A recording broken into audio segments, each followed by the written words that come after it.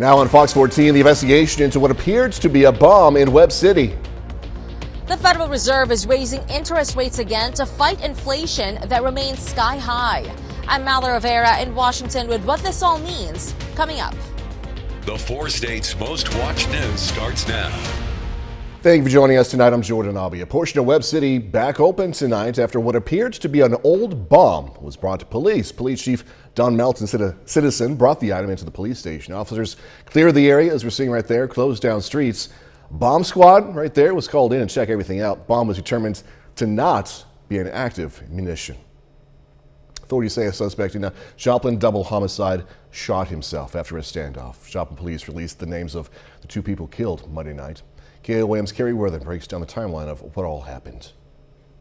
On October 31st, the Joplin Police Department received a call of 2 individuals who were unresponsive at 2216 South Annie Baxter. Officials arrived on scene and found 35-year-old Eric Stanfley of Grove, Oklahoma, and 35-year-old Stacy Rush of Joplin dead in a home. KOAM spoke with Stacy's mom, Lori Lehman, who says, "After the unthinkable tragedy, Eric Daniels Stanfley was called home to his Lord and Savior Jesus Christ on October 31st, 2022. His family and friends find some comfort in knowing Eric has rededicated his life back to Christ and was baptized just a few days ago. What a joyous day it was." Police began investigating it as a double homicide case. Authorities identified 34-year-old David Rush of Wyandotte, Oklahoma as a suspect. Wednesday, Oklahoma officials chased Rush into Missouri on Highway 60. Authorities say Rush turned south on Antelope Road, then got out of his vehicle and ran. Armed with a handgun, he indicated that he was suicidal, and police established a perimeter around him. Newton County's deputies, Missouri State Highway Patrol, Seneca officers, and Oklahoma officers were all on scene. Authorities say Rush showed his firearm numerous times and, after approximately 3 hours of negotiation, shot himself. He was taken to a local hospital where he later died of his injuries. In Newton County, Carrie Worthen, KOAM News.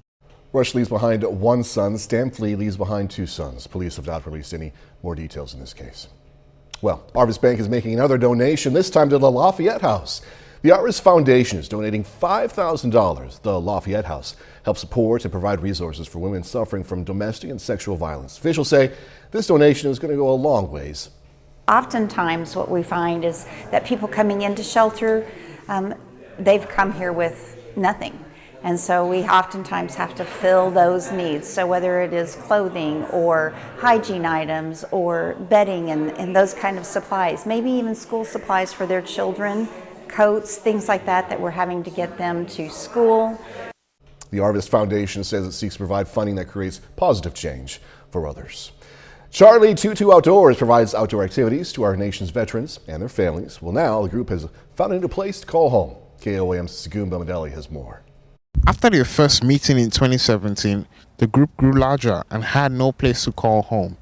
From using the director's personal house and farmland to using other private properties of members.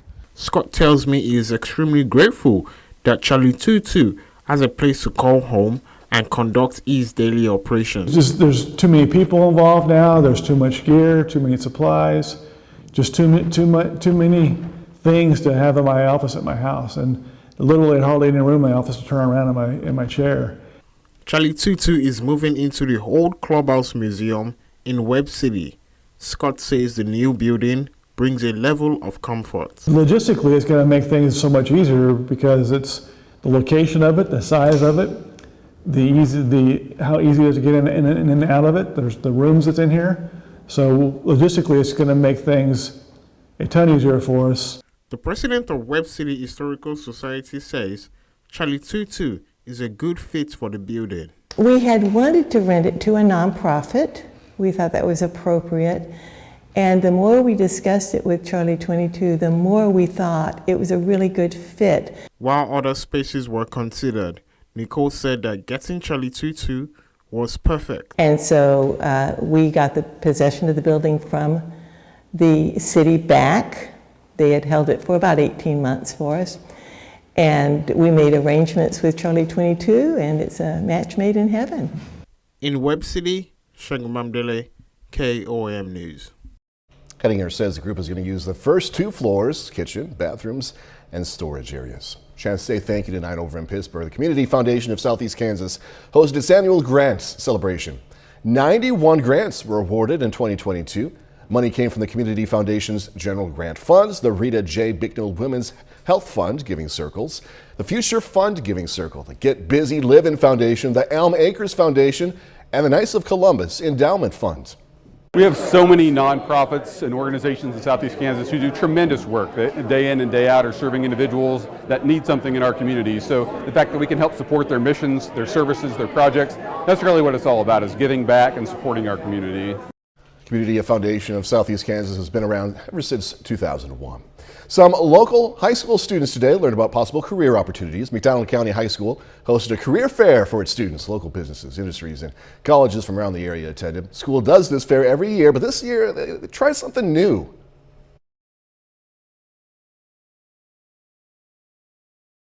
An application station here as well, so if they have applications, that's new this year that we started, they can fill out the application on the side, and we actually have an interview station this year, which we've never had. So if they see somebody that they like when they talk to seniors, they can just take them over there and interview them right on the spot. In total, more than 35 businesses and schools sent representatives to the fair. All right, there's less than a week until people across the country cast their ballots in the general election. KOAM teamed up with Gray Television for a series of polls on Missouri voters ahead of the election. For the U.S. Senate race, we asked who people were planning to vote for. Now, 50% said Republican Eric Schmitt, 41% said Democrat Trudy Busch Valentine, 6% said they were undecided. We also asked what issues most influenced the person's vote.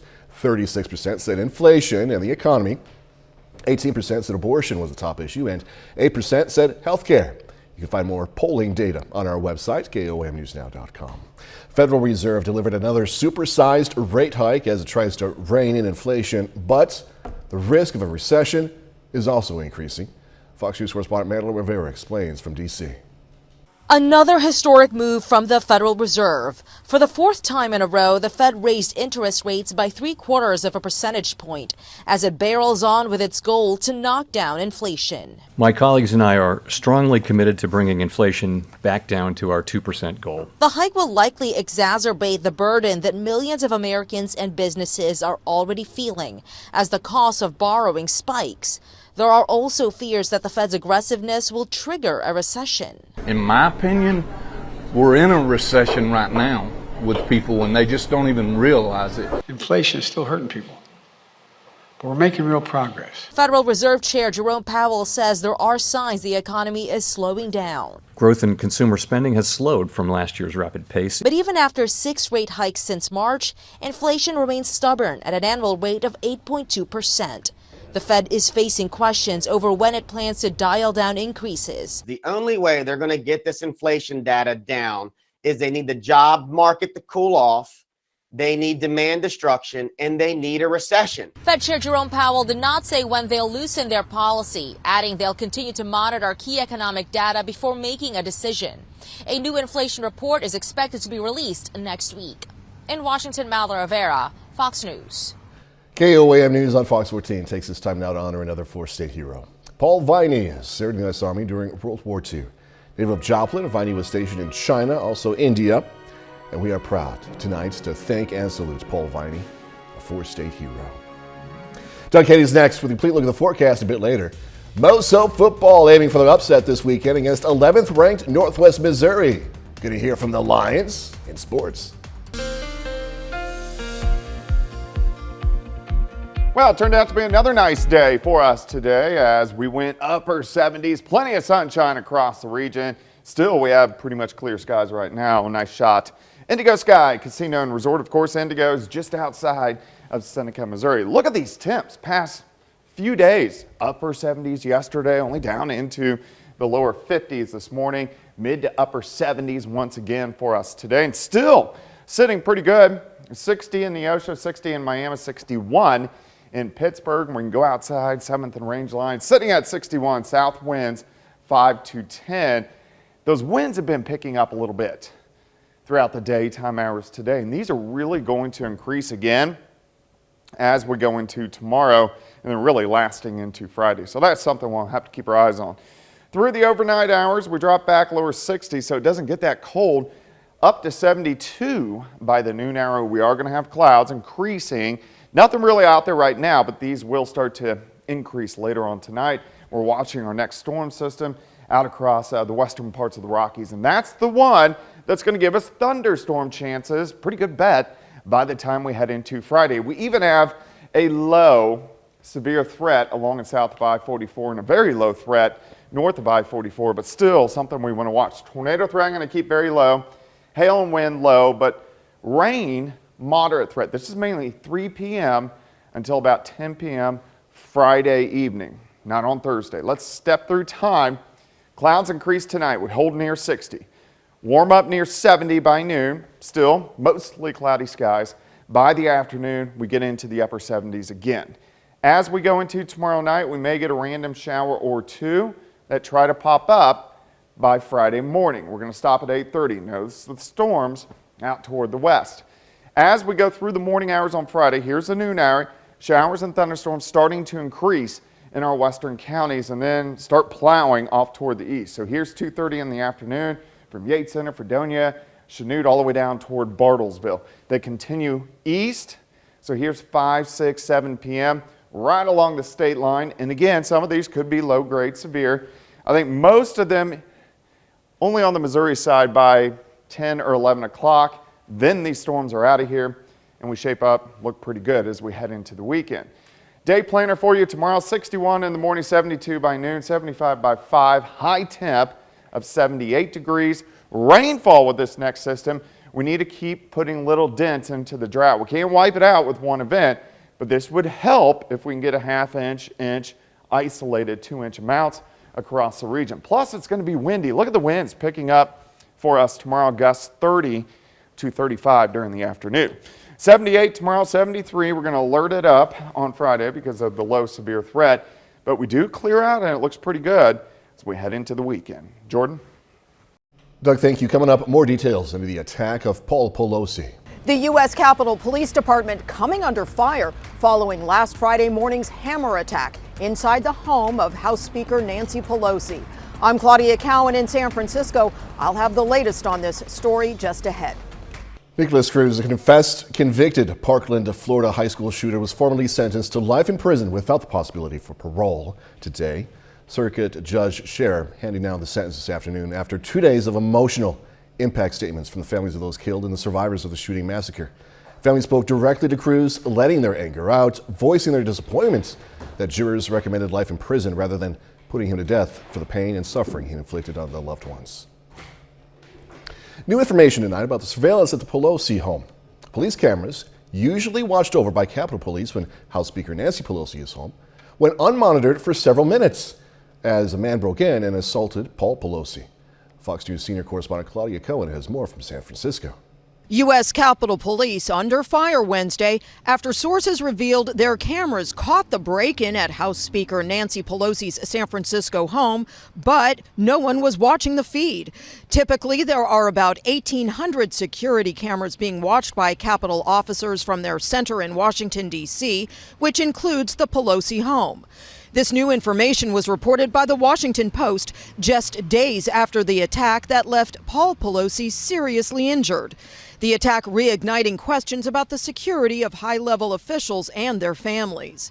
In a written statement Tuesday, Capitol Police Chief Tom Manger saying they have made significant improvements to boosting security protocols, but, quote, today's political climate calls for more resources to provide additional layers of physical security. The statement comes hours after David DePape made a court appearance. He faces both state and federal charges. I consider him to be dangerous. Not only is this someone who engaged in a pre-planned attack on the speaker in her home, but someone who was willing to enact violence that was politically motivated. Court documents show the suspect claims he didn't want to hurt Paul Pelosi, but was on, quote, a suicide mission, and he went to the couple's house to, quote, have a little chat with Nancy Pelosi. On Tuesday, DePape's attorney entered not guilty pleas to several felony charges, including attempted murder, residential burglary, and assault with a deadly weapon. He is being held without bail. DePape is scheduled to return to court Friday morning. In San Francisco, Claudia Cowan, Fox News. Still ahead, TikTok coming under fire again. Should the U.S. government ban TikTok? One FCC commissioner says they should. I'm Hillary Vaughn in Washington. I'll have the details coming up. Growing concerns over privacy on TikTok has one FCC commissioner recommending it be banned in this country. Fox News correspondent Hillary Vaughn has this story. FCC Commissioner Brendan Carr has security concerns over the video sharing app TikTok. In an interview with Axios, Carr calls on the U.S. government to ban the app, saying there is no way to ensure American user data is being kept private. TikTok is currently under a national security review by U.S. officials who are deciding if TikTok can be divested from its parent company, Beijing-based ByteDance, to an American company to continue operating here in the U.S. From what Carr has seen so far, it doesn't sound like he is sold on the idea. The funny dance memes and video are simply the sheep's clothing. Underneath, it's a sophisticated surveillance app. The FCC, though, does not have authority to regulate TikTok directly. The Council on Foreign Investment in the U.S. is in charge of reviewing the deal. Congress could step in and scrap whatever deal is made if they have concerns. A TikTok spokesperson disputing Carr's comments, saying this in a statement, quote, Commissioner Carr has no role in the confidential discussions with the U.S. government related to TikTok and appears to be expressing views independent of his role as an FCC commissioner. We are confident that we are on a path to reaching an agreement with the U.S. government that will satisfy all reasonable national security concerns. TikTok spokesperson also points out that if they do reach a national security agreement, they're going to be held to a significantly higher legal standard than some of their competitors, other social media apps. In Washington, Hillary Vaughn, Fox News. Next, going to check out some new items at IHOP, made with a flavorful kick to get you in the holiday mood. Breakfast a few hours away. Breakfast lovers celebrate right now anyway. IHOP is welcoming this holiday season people with some new treats. IHOP adding a new food item and 3 new drinks to its menu for a limited time. Of course, the menu updates feature their new Ginger Snap Apple French Toast and their drinks, the Ginger Snap Hot Chocolate and Milkshake and Red Passion Fruit Splasher. That's a mouthful, let me tell you.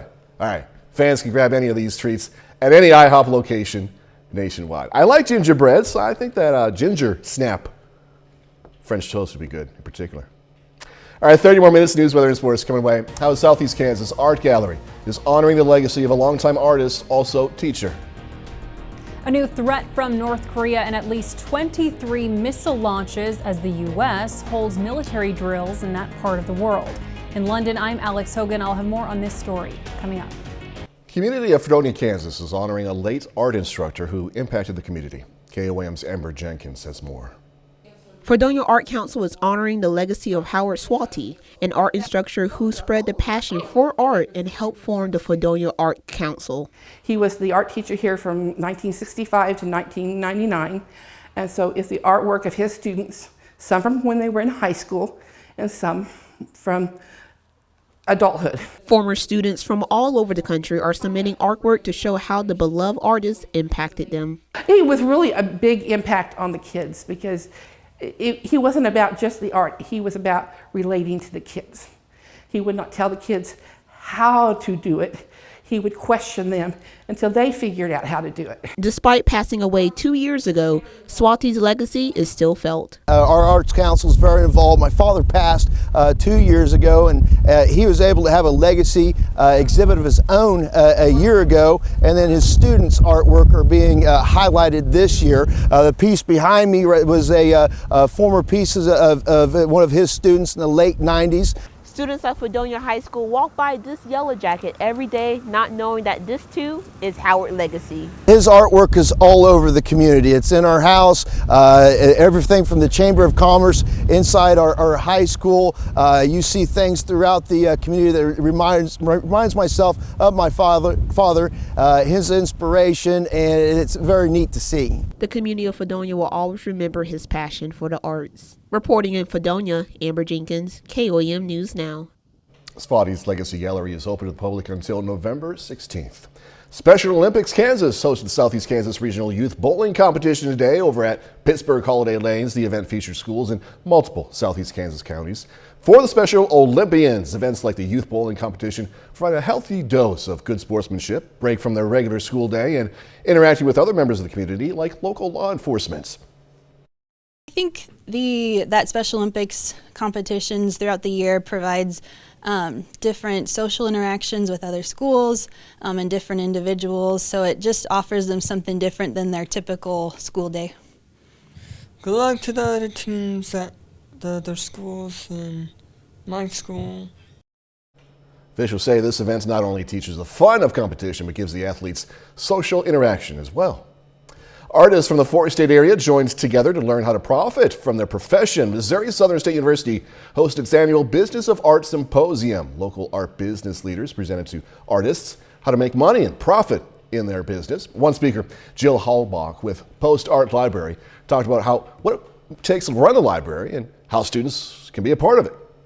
Over the years, we've had presenters talk about doing art in different shows, outside venues, to somebody who actually helped catalog Elton John's art collection around the world. The symposium allows the university to cover topics not in the regular curriculum to highlight local resources for creative minds. U.S. defense officials say North Korea could be helping Russia ramp up its ammunition supply. This coming as Moscow's forces once again target civilian infrastructure. Fox News senior foreign affairs correspondent Greg Pelcott has more. The White House accuses North Korea of secretly supplying Russia with artillery shells for its war against Ukraine. On Wednesday, National Security Council spokesperson John Kirby said the U.S. believes Pyongyang masks the shipments by funneling them through other countries. The Biden administration has not determined whether the shipments have been received, but officials say they don't believe the artillery gives Russia an advantage. We don't believe that they are in such a quantity that they would tangibly change the direction of this war. Western leaders argue Russia's reliance on North Korea and Iran for weapons is a sign of its dwindling supply. Moscow's forces have used Iranian drones to target Ukraine's civilian infrastructure. The attacks destroyed 40% of the country's energy facilities. Thousands of Ukrainians remain without power. Ukrainians are about to face one of the world's harshest winters in extremely difficult circumstances. Meanwhile, days after backing out, Russia returned to a UN-brokered grain deal on Wednesday. The agreement allows for the safe shipment of Ukrainian grain through the Black Sea.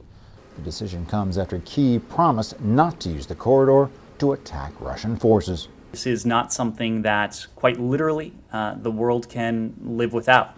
In the short period where this grain deal has been in doubt over the past couple days, we've seen grain prices rise. Vladimir Putin warns that Russia could withdraw from the deal again if Ukraine breaks its word.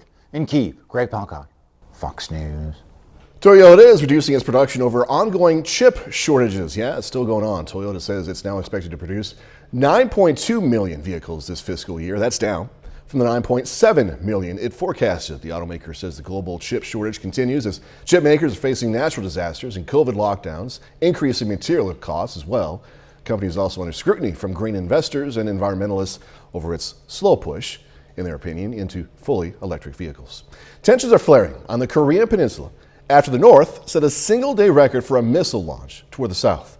Fox News correspondent Alex Hogan has more from London. The air raid sirens started early Wednesday morning in coastal areas of South Korea. The North firing at least 23 missiles into the waters off the Korean peninsula, breaking a single-day record. For the first time in more than 75 years, one of those missiles landed south of the maritime border separating the two countries. Today's launch is the first time a North Korean missile landed near our territorial waters, and this is unacceptable. Our military will respond sternly to this act. And that response came quickly. South Korean forces launching 3 precision-guided missiles landing about 16 miles north of the maritime border. This latest provocation is being seen as a response to Operation Vigilant Storm, the largest ever series of military drills between the U.S. and South Korea involving hundreds of planes and thousands of service members. The White House says it prefers diplomacy to military moves, but North Korean leader Kim Jong-un has yet to respond to repeated offers to return to the bargaining table. I want to stress we're willing to sit down without preconditions. In the meantime, given that he hasn't shown any inclination to want to talk, we have to do what we must. But regardless of whether the North is open to diplomacy, the U.S. also says it will continue standing behind its Pacific allies, especially South Korea and Japan. Our commitment to defending both countries is ironclad. The Biden administration is now calling on China to use its influence to get North Korea to agree to a new round of denuclearization talks. In London, Alex Hogan, Fox News. A bit later, heading into this new month with a special cause. November is Lung Cancer Awareness Month. I'm Jackie Ibanez with an in-depth look at the disease proving to be the #1 cause of cancer-related death in men and women. That's all straight ahead.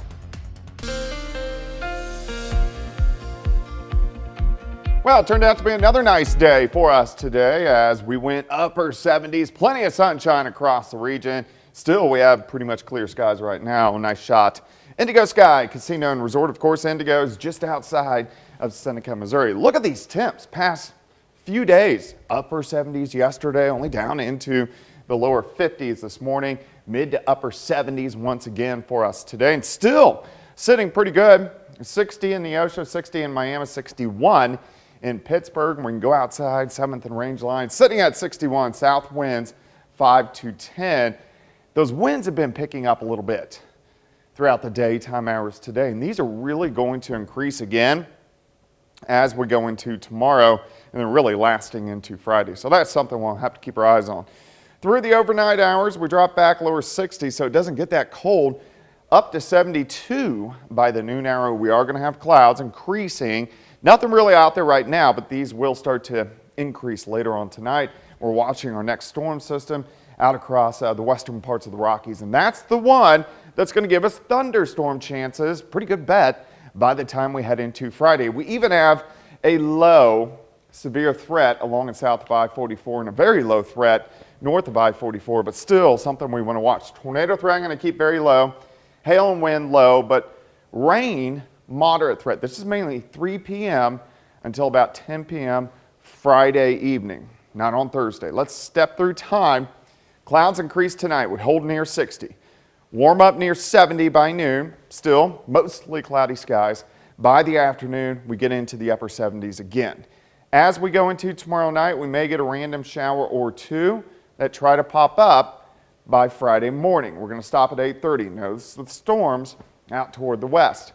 As we go through the morning hours on Friday, here's the noon hour. Showers and thunderstorms starting to increase in our western counties and then start plowing off toward the east. So here's 2:30 in the afternoon from Yates Center, Fredonia, Chanute, all the way down toward Bartlesville. They continue east.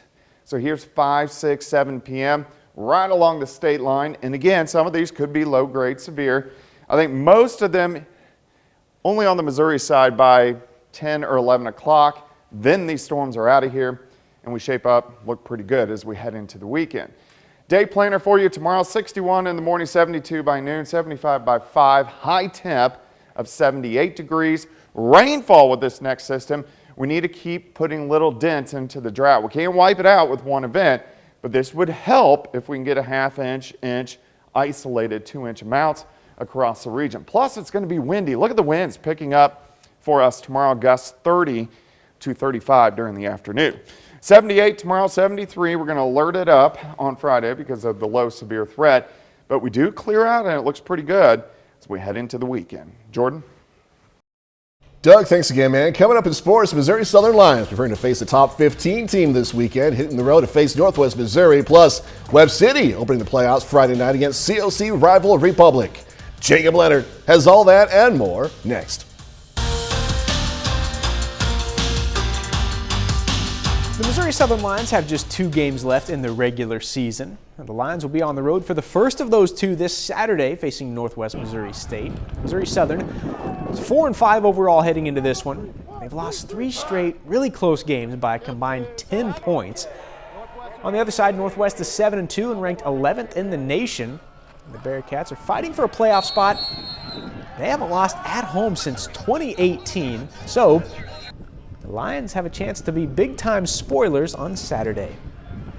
We always look to be the spoiler, you know, and an opportunity not only to kind of knock them off the playoff conversation, but also break the home winning streak that they got going on up there. And so the other thing that's bigger than that is we've got some seniors that are really special to this program. I mean, they have bled green and gold for 3 or 4 or 5 years, and so if we can send them out on a high note these last 2 games, knocking off some teams that think they're going to get in the postseason, that would be great. That's our goal. So I mean, I would love to go up there and upset them out there. Like Bradley said, in their little home streak that they got, be a great feeling. I don't think any team's going to be underestimating us, though. After our past 3 weeks, they see how the games have gone. So I think they'll definitely be prepared for us, and we'll be prepared for them. The Webb City Cardinals are back in action this week after a first-round bye in the district playoffs. The Webb City hosts COC rival Republic Friday night in the district semifinals. The Cardinals are 6-3, while Republic is 7-3 after winning their playoff opener over Parkview last week. Webb City won this matchup 35-14 in the regular season, but Republic been pretty good the last month, winning 4 straight, including knocking off previously undefeated Nixa just 3 weeks ago. Last year we were talking about them being one of the best, most improved teams in our conference, and certainly that was the case. And they've got the best win in the league, I think, in beating Nixa a couple weeks ago.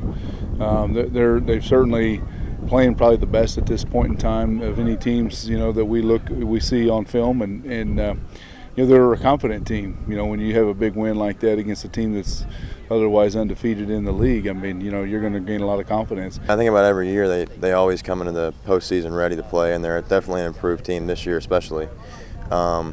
We know it's going to be a game, and we know we got to come out and we got to play well, and we got to do the fundamentals right, and we got to do everything right and win. Finally, episode 10 of the KOAM Presents Pigskin podcast is out right now. We've got links on our website. You can listen to wherever you get your podcast, Apple, Spotify, YouTube, wherever. In this week's episode, we brought in Pittsburgh State safety and former Frontenac Raider Brandon Malikas for an interview. Also, talk about some big regional championship games in Girard and Galena this week. Chanute trying to stay undefeated in the regional round. Webb City, Carthage, Seneca, all back in action after first-round byes in the district playoffs. It's all in there. Just search KOAM Presents Pigskin Podcast wherever you get your podcasts. That's it for sports. We're back with more news after this. The American Cancer Society estimates there's going to be roughly 237,000 new lung cancer cases reported this year. And during Lung Cancer Awareness Month, Fox News correspondent Jackie Bonds is taking a closer look at the deadliest cancer here in the U.S. and its impacts. It's the #1 cause of cancer-related death in both men and women. And with November marking Lung Cancer Awareness Month, health officials are sounding the alarm about the disease. The American Cancer Society estimates more than 130,000 combined deaths this year, citing more women than men will be diagnosed. In fact, more women will die from lung cancer than breast cancer, ovarian cancer, and uterine cancer combined. And while smoking is the #1 risk factor, it doesn't guarantee you will develop lung cancer. About 20% of women who are diagnosed with lung cancer will never have smoked in their lifetime. Health officials expect cases to decline as fewer people take up smoking and as more people quit. It's important to try to quit smoking, as it will help lower your risk for lung cancer, other forms of cancer, as well as improve your outcomes on treatment if you are diagnosed with lung cancer, as well as reduce your risk of heart disease, stroke. Doctors stress the importance of early detection and how it can increase a patient's chances of survival. If you do currently smoke or have previously quit in the last 15 years, talk to your doctor about a screening CT for lung cancer and see if that's right for you. Because smoking is linked to lung cancer, doctors say the disease can lead to stigma. Officials say the simplest way to support those diagnosed is to show empathy and kindness. Jackie Ibanez, Fox News. Coming up, Ralphie is back. A sneak peek at this Christmas sequel. Hollywood Nation coming your way. Taylor Swift fans getting exciting news. A holiday classic continues. A new Emmy Award show named its nominees. It's all in today's Hollywood Nation with Fox's Ashley Dvorkin.